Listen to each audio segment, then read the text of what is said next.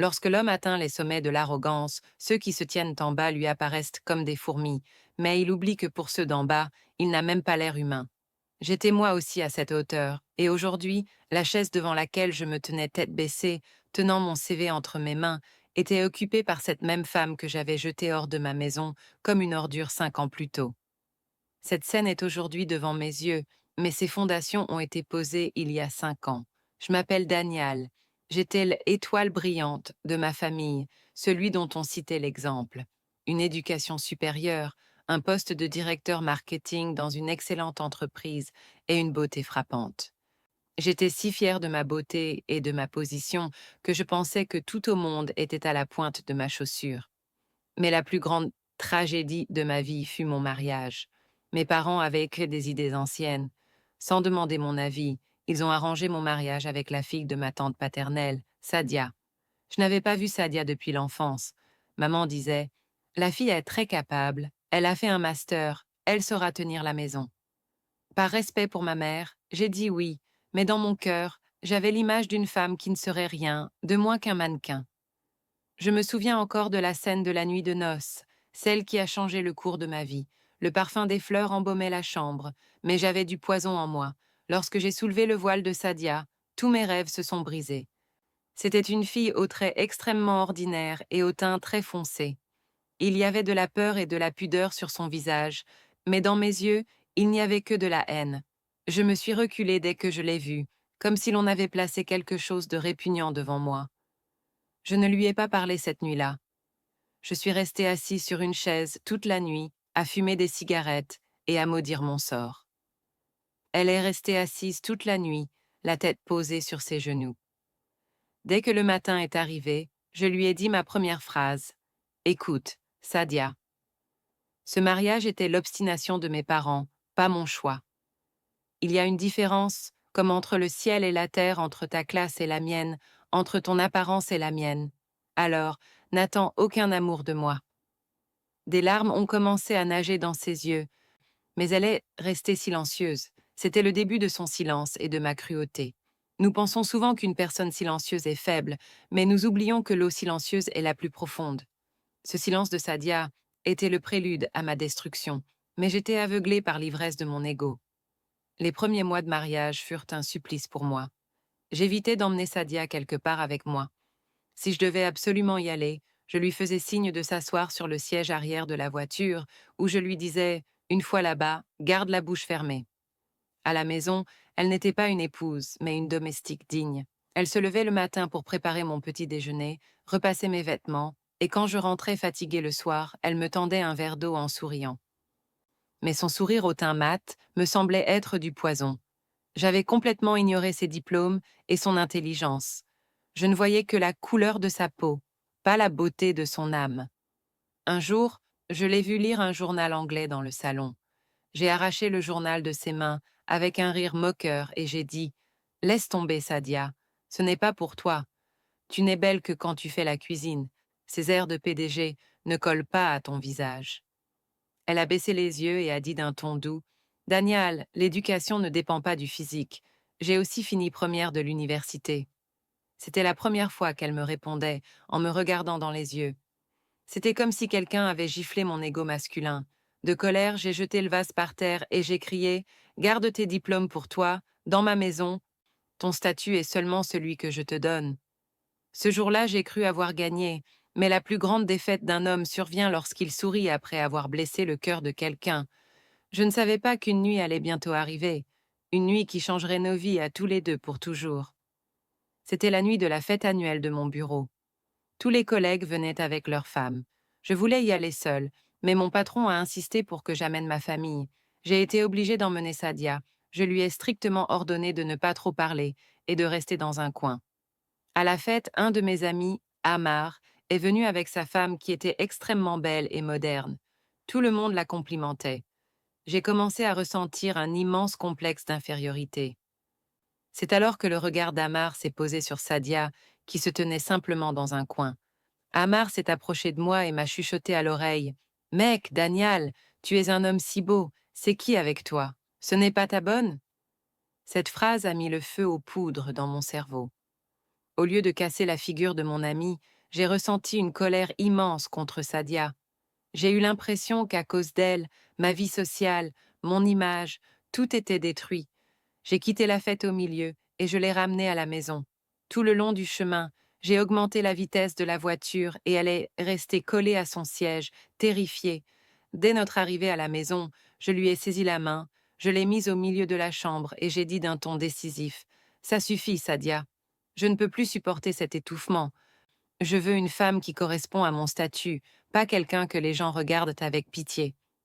Le visage de Sadia est devenu pâle. Elle n'est pas tombée à mes pieds, comme le font les femmes ordinaires, mais elle m'a regardé avec ses yeux humides et a demandé: Daniel, est-ce que ma seule faute est que Dieu m'a donné cette couleur? Est-ce que mon service, mon amour, mon éducation n'ont aucune valeur à vos yeux? J'ai répondu impitoyablement: Non, dans ce monde, c'est ce qui se voit qui se vend. Et toi, tu ne réponds pas à mes critères. Je vais me remarier, et je veux que tu quittes cette maison. Cette nuit-là, elle ne m'a pas supplié. Elle a essuyé ses larmes et a dit: Daniel, souviens-toi, aujourd'hui tu me quittes à cause de mon apparence, mais un jour, tu désireras voir ce même visage. Mais alors, je serai bien loin de ta portée. À ce moment-là, ces paroles m'ont semblé être le délire d'une folle. Je ne savais pas si c'était une malédiction ou une prédiction. Dans l'obscurité de la nuit, elle a pris son petit sac et a quitté la maison. Je l'ai regardée partir par la fenêtre et j'ai poussé un soupir de soulagement en me disant que le fléau était enfin parti. J'avais l'impression d'être libre. J'étais heureux de cette liberté, ignorant que c'était le premier jour de ma ruine. On dit que seul le bijoutier connaît la valeur du diamant et que seuls les enfants apprécient les morceaux de verre parce qu'ils brillent beaucoup. J'étais devenu un de ces enfants qui avaient jeté le diamant sur la route et qui se réjouissait maintenant en serrant des morceaux de verre dans son poing, ignorant que ce verre allait très bientôt ensanglanter mes mains. Après le départ de Sadia, je n'ai pas eu le moindre regret. Au contraire, j'avais l'impression que l'atmosphère de ma maison s'était purifiée. J'ai immédiatement commencé la recherche de mon idéal. Cette fois, je ne voulais faire aucune erreur. Ma recherche s'est arrêtée sur Maham. Maham était un chef-d'œuvre de beauté, teint blanc, style de vie moderne, et une fille toujours à la mode. Quand je l'ai présentée à mes amis, leurs yeux sont restés grands ouverts. Les compliments de mes amis apportaient de la fraîcheur à mon cœur. J'ai pensé que ma vie était maintenant complète. Je me suis mariée en grande pompe. J'ai dépensé de l'argent comme de l'eau pour que le monde voie quel était le choix de Daniel. Les premiers jours du mariage se sont passés comme dans un rêve, mais peu à peu, cette fausse couche dorée a commencé à s'effriter. La beauté peut plaire aux yeux, mais pour vivre une vie, ce n'est pas de la beauté dont on a besoin, mais du caractère et du savoir-vivre. Et malheureusement, c'était une chose qui ne se vendait pas au marché. Le premier choc m'est arrivé un mois après le mariage. Il était 10 heures du matin, et j'étais pressée d'aller au bureau. Au temps de Sadia, quand j'ouvrais les yeux, des vêtements repassés et un petit déjeuner chaud m'attendaient sur la table. Mais aujourd'hui, la maison était déserte. Je suis allée à la cuisine, le fourneau était froid. Je suis retournée en colère dans la chambre où Maham dormait encore. Je l'ai secouée pour la réveiller. Maham, il est 10 heures, je dois aller au bureau. Où est le petit déjeuner? Elle a tiré la couverture sur son visage avec irritation et a dit: Daniel, s'il te plaît, ne fais pas de bruit. Tu gâches mon sommeil. Je ne suis pas une cuisinière pour me lever le matin et faire frire des paratas. Commande quelque chose de l'extérieur ou fais-le toi-même. Je suis restée là à la regarder avec étonnement. Était-ce la même fille dont j'étais fou des manières délicates? Aujourd'hui, ce visage m'était étranger. Bref, je me suis dit qu'elle était peut-être une nouvelle mariée, qu'elle n'avait pas encore l'habitude. Je suis partie au bureau le ventre vide, mais ce n'était pas l'affaire d'un jour, c'était devenu une routine quotidienne. Le système de la maison a commencé à se dérégler. Maman, qui mangeait autrefois les plats préparés par Sadia et prenait ses médicaments à l'heure, était maintenant obligée de s'occuper d'elle-même. Maham n'avait rien à faire des travaux ménagers, du ménage ou de servir qui que ce soit. Son intérêt se limitait au shopping, aux salons de beauté et aux fêtes avec ses amis. D'un autre côté, j'ai appris par une connaissance que Sadia avait quitté la ville. Elle n'a pas pleuré, elle n'a pas essayé de se suicider, mais elle a rassemblé son courage brisé et a commencé à enseigner dans une école privée dans une petite ville. Elle vivait dans une petite maison, louée étroite, se faisait bousculer dans les bus, mais elle n'a tendu la main devant personne. Une femme digne n'est pas celle qui vit dans des palais et fait preuve d'orgueil. Une femme digne est celle qui, même en vivant dans une cabane, ne laisse pas tomber sa dignité. Sadia posait les fondations de sa nouvelle vie avec cette même dignité, tandis que je rassemblais le combustible de l'enfer dans le paradis que j'avais construit. Ma situation financière a commencé à se détériorer. Les dépenses de Maham étaient bien supérieures à mon salaire. Chaque semaine, de nouveaux vêtements de marque, des repas dans des restaurants chers et des soins de beauté. Ma carte de crédit était toujours à la limite. Quand j'essayais de lui expliquer, elle me lançait: Si tu n'avais pas autant d'argent, pourquoi m'as-tu épousée? Chez mon père, je n'ai jamais manqué d'argent. Tu veux que je meure étouffée dans ta petite maison? Chaque sarcasme de sa part me transperçait le cœur comme un poignard. Je commençais à me souvenir de l'économie de Sadia. Comment elle économisait de l'argent sur mon salaire et me le rendait à la fin du mois en disant: Gardez-le, vous en aurez peut-être besoin. Ici, Maham gardait un œil même sur le dernier billet dans ma poche. L'homme ne réalise pas son erreur lorsqu'il souffre lui-même, mais lorsqu'il voit ses proches souffrir à cause de sa mauvaise décision. Ce qui est arrivé à ma mère m'a ouvert les yeux. Une nuit, l'état de ma mère s'est soudainement aggravé. Elle avait de graves difficultés à respirer. Je n'étais pas à la maison, j'étais en retard à cause du travail au bureau. J'ai appelé Maham, mais elle n'a pas décroché. J'ai conduit comme un fou pour rentrer à la maison. En voyant la scène à l'intérieur, mon sang n'a fait qu'un tour. Maman était tombée sur le sol dans sa chambre, son inhalateur était loin de sa portée et elle agonisait. Tandis que dans l'autre pièce, Maham écoutait de la musique à fort volume et bavardait au téléphone avec son ami. J'ai couru pour soutenir maman, je lui ai donné son médicament. Quand sa respiration s'est rétablie, je suis entrée dans la chambre de Maham. Tu n'as pas honte? Maman mourait là-bas et tu es ici pendue au téléphone? Pourquoi n'as-tu pas pris mon appel? Ai-je crié. Maham a regardé ses ongles avec insouciance et a dit: Oh là là, Daniel, arrête tes drames de tous les temps. Elle est vieille. Elle n'arrête pas de tousser. Qu'est-ce que je peux y faire? Je ne suis pas une infirmière pour rester assise à son chevet toute la journée. Et oui, je ne supporte plus cet environnement obsolète de cette maison. Je veux une maison séparée, sinon je retourne chez mon père. À cet instant, le beau visage de Maham m'a semblé être le visage le plus laid du monde. À cet instant, je me suis souvenu de Sadia. Cette Sadia qui se levait au milieu de la nuit, si maman toussait une seule fois, et qui massait ses pieds jusqu'à ce qu'elle s'endorme. J'avais acheté la beauté, mais j'avais reçu l'insensibilité gratuitement avec. Cette nuit-là, j'ai posé ma tête aux pieds de ma mère, et j'ai pleuré. J'avais envie de pleurer sur mon sort plus que sur ma mère. La paix de ma vie, mon argent, mes joies, tout était fini. Mais la ruine n'était pas encore complète. Le destin allait encore me punir davantage pour mon arrogance. Je devais encore tomber à ce niveau où il n'y aurait personne pour me relever, sauf celle que j'avais rejetée. Dès la semaine suivante, une grosse escroquerie a été découverte au bureau, dont l'accusation allait m'être imputée par complot. Et à la maison, Mam avait demandé le divorce et réclamé sa part de la propriété. Le sol se dérobait sous mes pieds, et j'étais complètement seule. On dit que le bâton de Dieu est silencieux, mais quand il frappe, ce n'est pas les os de l'homme qui crient, mais son âme. C'est ce qui m'est arrivé. De la hauteur où j'étais assis à me moquer des autres, le destin m'a poussé et je suis tombée directement visage contre terre. Mon déclin a commencé à mon bureau. Une grande conspiration a été tramée contre moi, impliquant certains de mes subordonnés que j'avais souvent humiliés. J'ai été accusée de détournement de fonds de l'entreprise. Comme ma réputation était déjà ternie à cause de mon arrogance, personne ne m'a cru. En un instant, je suis passée de chef du marketing à criminel. J'ai été licenciée avec déshonneur et mis sur liste noire dans l'industrie. Je suis rentrée à la maison brisée.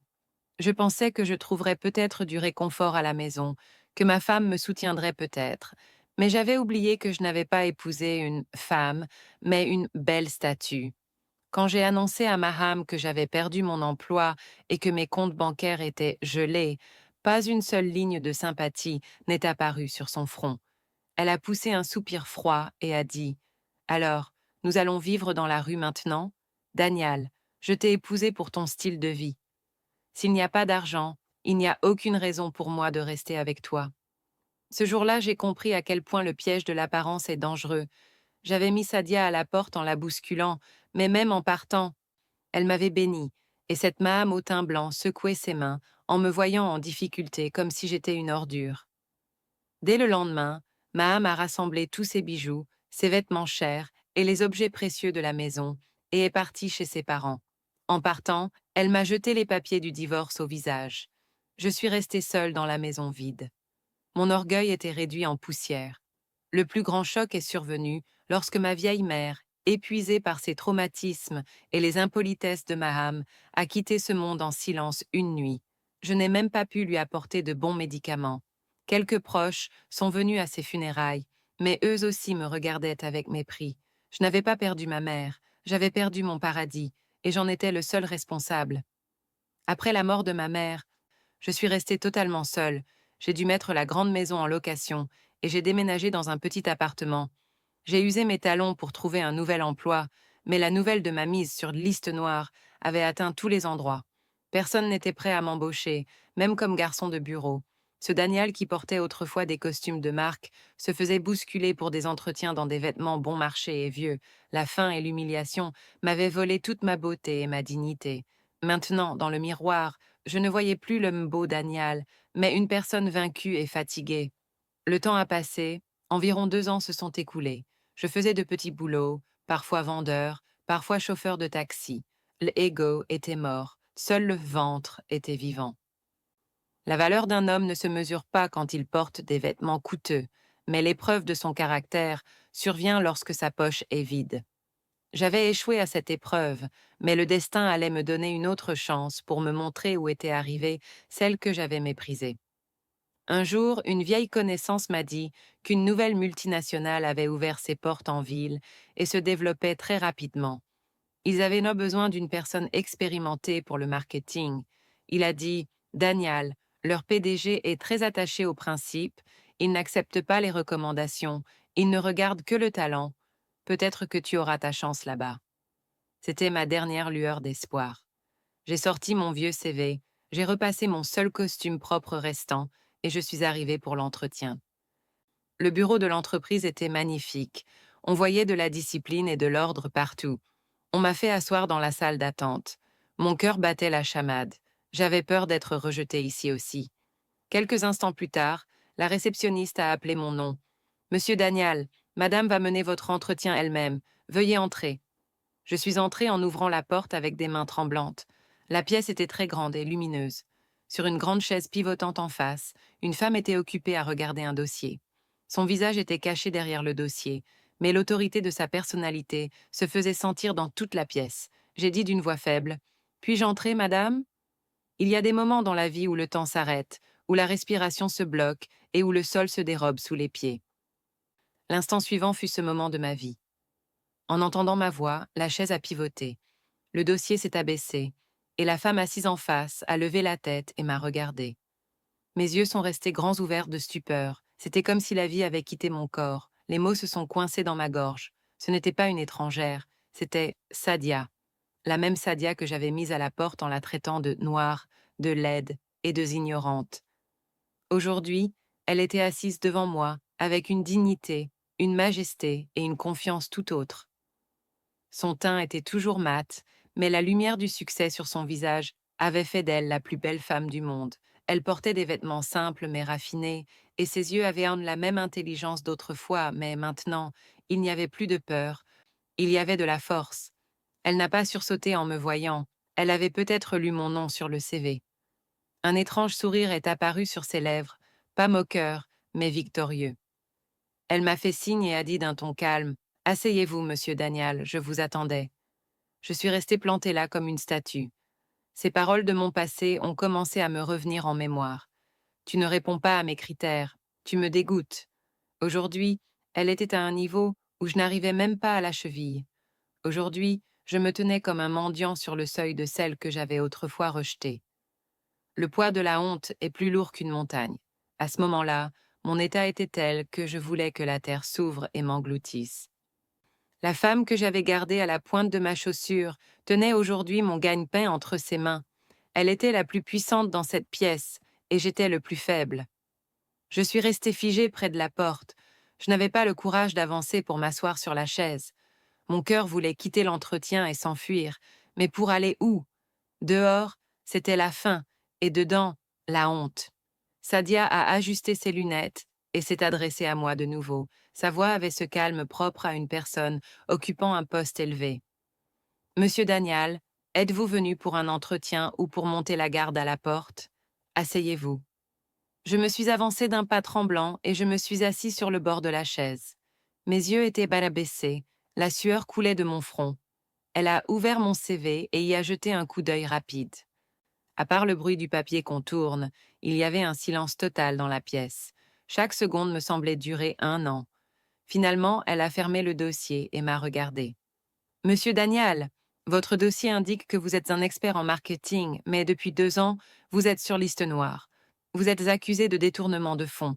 Dans ce cas, pourquoi vous donnerais-je une place dans mon entreprise? J'ai rassemblé mon courage avec difficulté. Ma gorge se desséchait. Madame, cette accusation était fausse. J'ai changé maintenant. J'ai juste besoin d'une chance. Ma voix s'est brisée. Je m'attendais à ce qu'elle fasse maintenant un sarcasme, qu'elle dise « Tu te souviens, Daniel, comment tu m'as mise à la porte ?» Mais les gens qui ont une grande âme ne font pas de sarcasme. Ils répondent par leurs actes. Sadia s'est levée de sa chaise et a marché à pas lents vers la fenêtre. En regardant dehors, elle a dit « Vous savez, Daniel ? Quand j'ai été expulsée de cette maison, j'avais 2 options, soit pleurer sur mon teint noir et mourir en pleurant dans un coin, soit prouver que la compétence ne dépend pas de la couleur. J'ai choisi la deuxième voie. J'ai travaillé jour et nuit, j'ai écouté les paroles des gens, j'ai subi des revers, mais je ne me suis pas arrêtée, et aujourd'hui, Dieu m'a amenée ici. Elle s'est tournée vers moi. Il n'y avait pas d'humidité dans ses yeux, mais un éclat étrange. Vous m'avez rejeté à cause de mon apparence, parce que vous pensiez que je n'étais pas digne de votre statut. Mais regardez le jeu du temps. Aujourd'hui, vous avez l'apparence, mais pas le statut. Et j'ai tout ce que vous désiriez.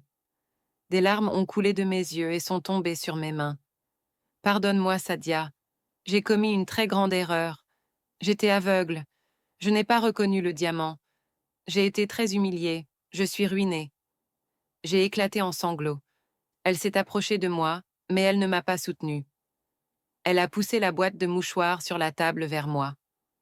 Daniel, je ne vous ai pas appelé pour vous humilier.